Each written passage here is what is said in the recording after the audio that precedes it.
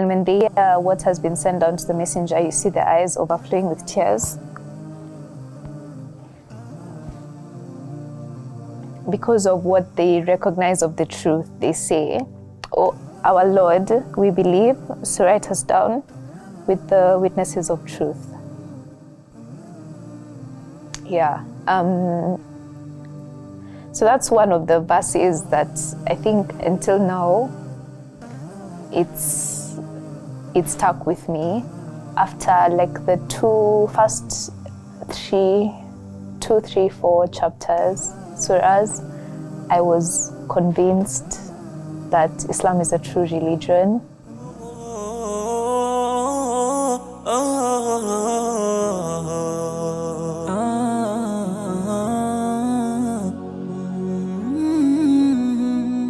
Hi, Assalamu alaikum.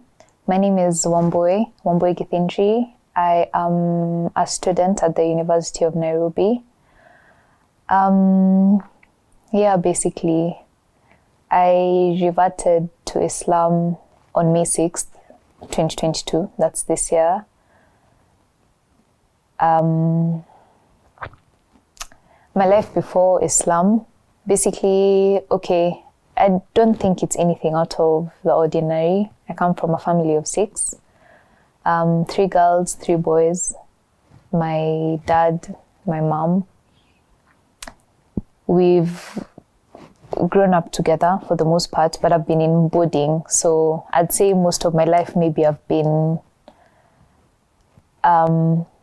spent it by myself in school because of being in boarding. So from primary, I was in Jannah. I went to Jannah. I went to Mount Kenya Academy. That's where I finished my primary level education. Then from Mount Kenya, I went to Moi Girls. At that time, it was a bit of a culture shock for me. Juu natoka kuoga na maji moto, then the next time for 4 years you're showering with cold water. But yeah, it was okay. I think Form 1 was a bit difficult for me, but I settled in at the end of Form 1. I finished my secondary level education at my girls' school, Nairobi.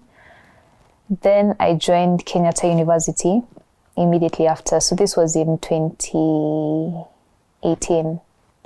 I joined KU for a year. Then I changed my course. So I was studying in KU, I was studying biomedical engineering. Then I did that for a year. Then I changed to University of Nairobi, where I'm currently doing medical lab science. Yeah, I just finished my 3rd year and I'm hoping to proceed to my 4th and finish well. Yeah, so that's how education has been. I wouldn't complain about the schools I was taken to. I made very good friends there who are still my friends up to date. Yeah, and also the learning experience was good, both education-wise and just learning how to relate with people. Both of that was good. My family has been a church-going family. Sunday ikifika, mnaenda church asubuhi. Yeah, basically every week. So we've changed churches a bit. We were members of PCEA.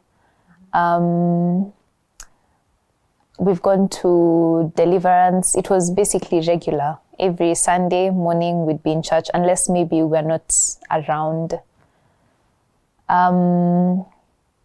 Even in school, in primary and high school, I was mostly primary. I was very dedicated towards the Sunday services. I was dedicated. Even high school, for the most part, I was dedicated towards that. After high school, not so much for a while. Maybe the first 2 years after high school, not so much. I was on and off basically after high school until now I found Islam. So in primary, I didn't have any Muslim friends. I actually made my first Muslim friends in high school. And they're still my friends up to date. Very good friends of mine. So we met in high school, and I'd say in high school I wasn't very curious. I was I used to admire the things that they would do. And most of my questions which I'd asked them were based on how they lived their lives, basically, like, what are you guys doing during Ramadan? I think I was also fascinated by the fasting from sunrise to evening. And also just the way they treated each other, basically, like, and the community in school. I think for the most part in high school, most of my emotions were admiration towards how they lived, how they carried themselves out, how they lived their lives, how they treated each other within the sister. It was a girls' school, so the sisterhood that they had was admirable to me. Any questions I had, they were open to answering. Then after high school, when I joined Kenyatta University, we lost touch for a bit. We didn't keep too close. Like, we kept close, but not so much. And that, I think that was also because of how I was living my life at that time. I was very excited about life and the way people go on and they talk about how university life, that's the only time you can enjoy your life, all of that. And people say that based on things like, you enjoy your life by going out to parties, you enjoy your life by doing drugs. That's the common idea out here. So I think also, as young as I was, without much guidance, that was me after high school. I got out very excited to enjoy life. So I did Kenyatta University for 1 year, and then I changed my course to UN after a year. And coincidentally enough, one of my friends from high school, I don't know if she'd be comfortable with me mentioning her name, but her name is Ibian. She moved to the same course that I was moving into.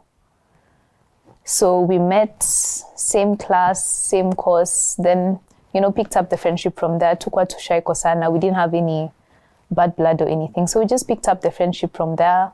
At that time, I didn't think much.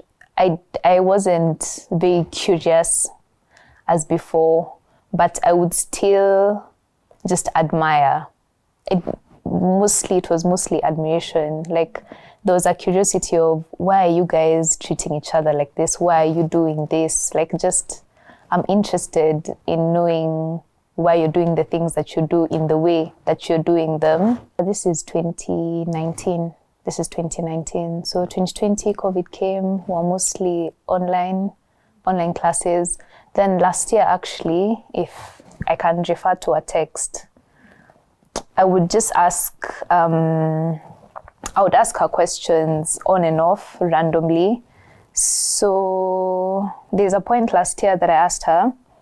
I said, I don't know if this is a weird question, but do you normally feel at peace during Ramadan? Like, it's a period of peace or question mark? I was very interested because I'm like, the way you guys act before, like, there's before Ramadan, there's during Ramadan, there's after Ramadan, the excitement that comes with it's Ramadan, the things that I see you guys doing during Ramadan, it was just interesting to me.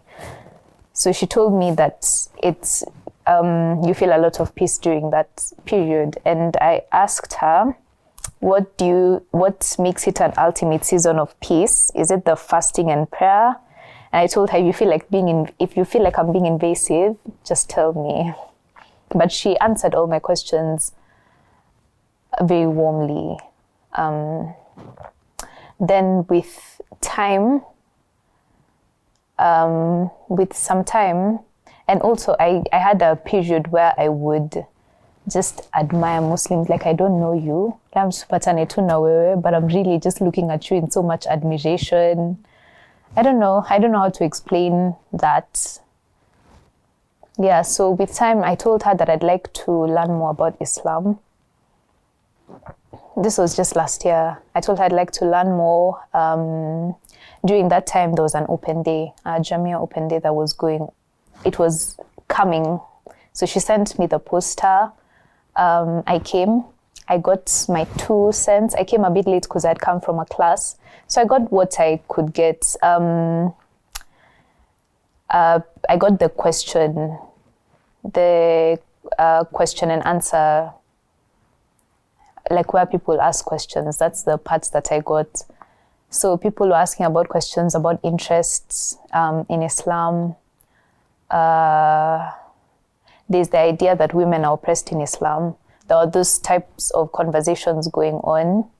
Yeah, and I'd say what I had on that day, it made me want to know more, because there are many misconceptions about Islam. Like you'll hear people saying this and that, and then because it's all you hear, you think that it's the truth, but it's not the truth. From here, things were just flowing. Things just kept flowing. I had joined a course at YMCA. I ended up meeting a friend of mine who got to know that I'm interested in learning more about Islam, and he's a Muslim. So he told me he has an English translated Quran that he can give to me. And he brought it to me like the next week. So I got the Quran last year around August or September. And at first when I got it, like before I got it, I was very excited. I'm like, yeah, I want to learn, bring me the Quran. I really need to learn more. I'm interested, I want to read, all of that. But once I got it, I was overcome by fear. I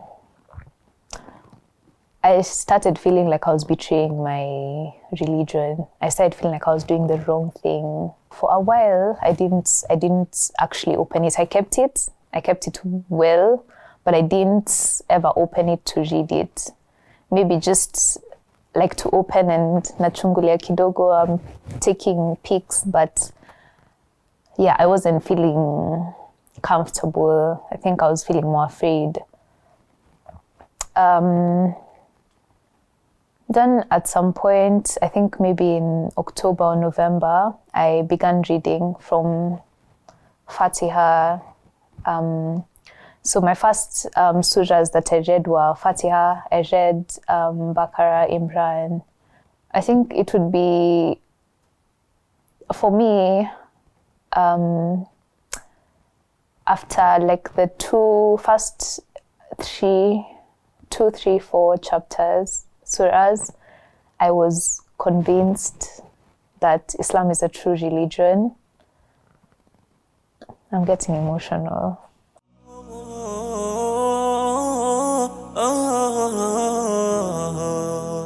I was convinced that Islam is the true religion. And also, just a small bit that I'd missed, as I was reading the Quran, these surahs, they have a lot of, they're very clear. I think they have a lot of what you should do, what you shouldn't do, maybe like what you should do if in times of divorce, if you find yourself going through divorce, what you should do as a Muslim, basically the 5 pillars of Islam. It has a lot of how to go about life. Basically, it explains a lot of that, and it's very clear. It's just like it said, there's no confusion. It said just the way it's supposed to be done, the way it's said, and that's how you're supposed to understand it and do. I think that's something I also found really interesting as I had started reading, how clear everything was. Yeah, so through reading the first surahs, I think the first 6 or the first 7, I was totally convinced in my heart that I want to become a Muslim. And even just as I was reading the Quran, I came across, so I was in school, I was seated on a bench, and there was a group of friends just discussing. So there were 3 Christians on one side and 3 Muslim men on this other end, and I was seated there.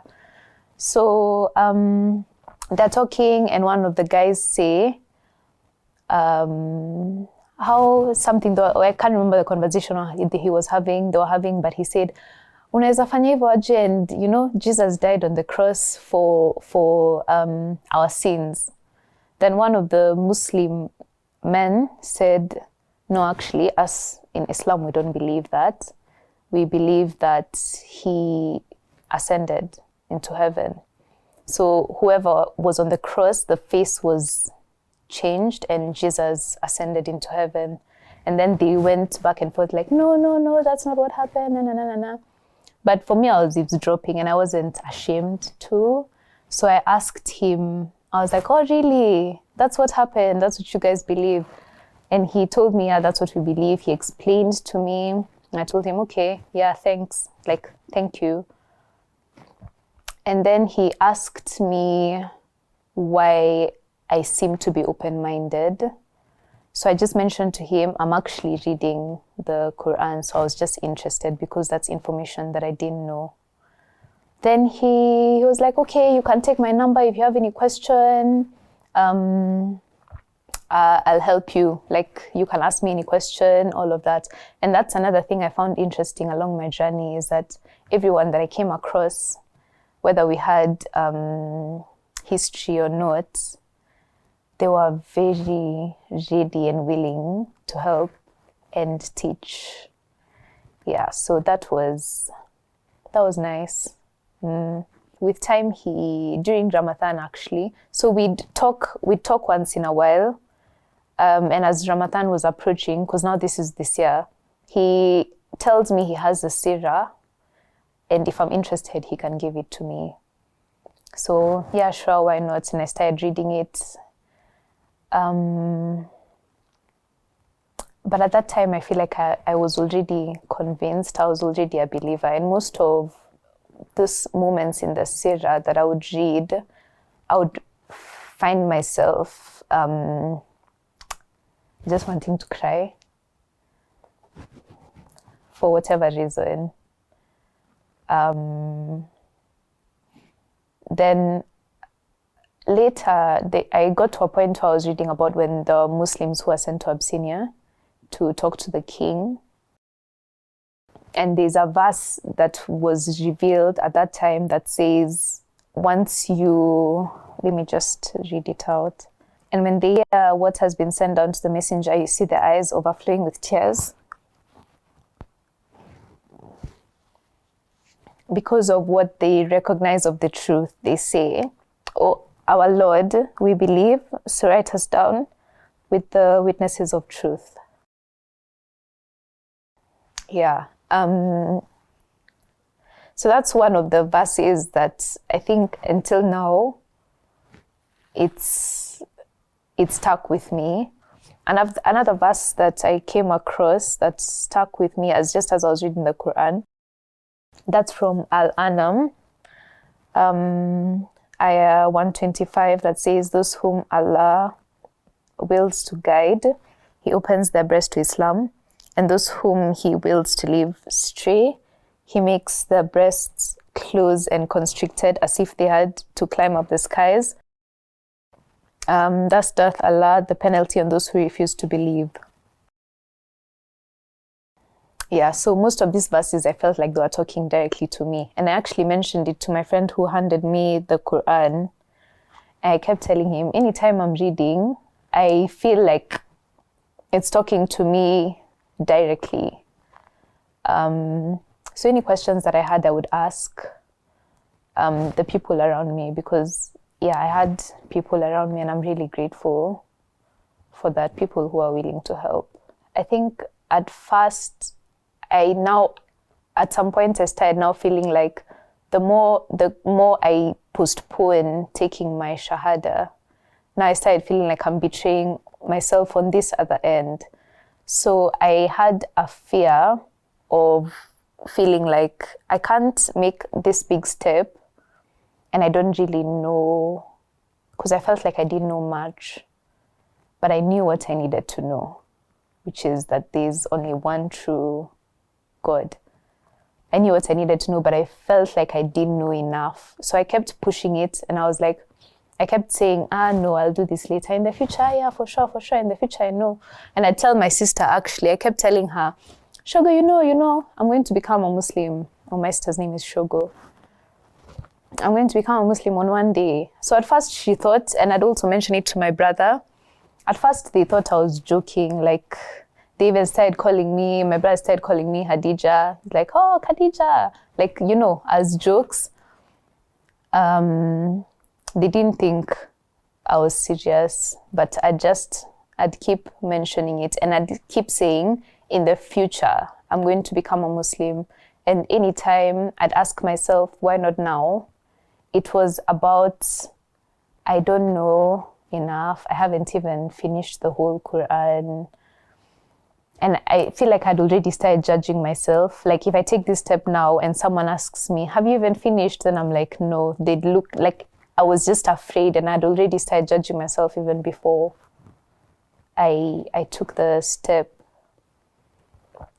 Yeah, but at some point I took the Shahada in my room just to sort of settle down my heart, because I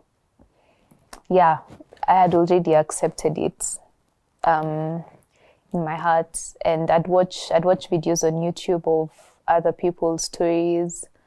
I started teaching myself the basic movements in prayer. So during Ramadan, actually, for a few days, just once in a while, I think during Ramadan this year I fasted maybe 3 or 4 days.